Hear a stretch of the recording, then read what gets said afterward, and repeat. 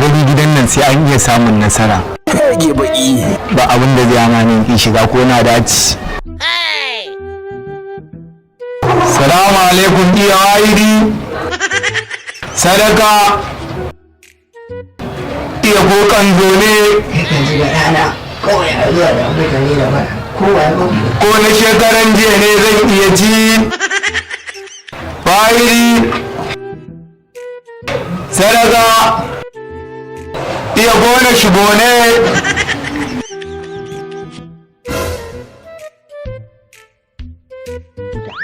Wannan da irin almajiri ne haka da masifa da ranar nan za ka zo ka wani damu mutane me kake nema? Bara na zo. Bara me za a baka to? Ko ya yake me tun shekaran jiya ne ban samu na ci abinci ba.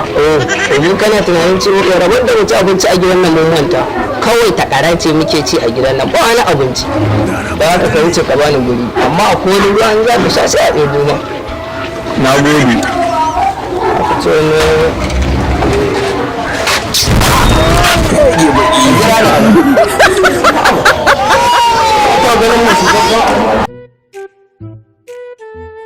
wannan mutum ya ce tun shekaran jiya bai ci abinci ba ga gidan ƙanshin ɗawunsu nake ji a hanci na a ce ba komai.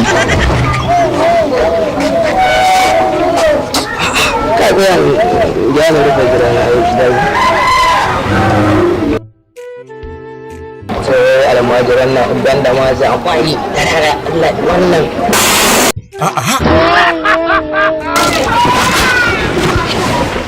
ni za ka wata ruwa? Ka rasa ruwan da za ka ɗebo mun sai ruwan zartsi kan na zo bara.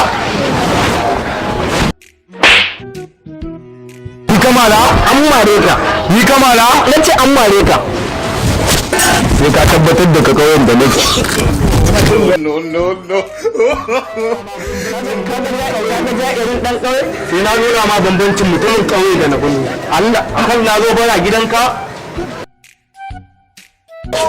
Ni dai kamara dai. An mare ka kuma an mare banza nawa karawa.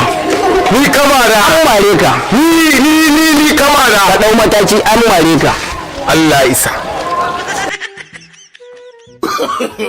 No. Allah ya bura uba. Ai ce ai ce.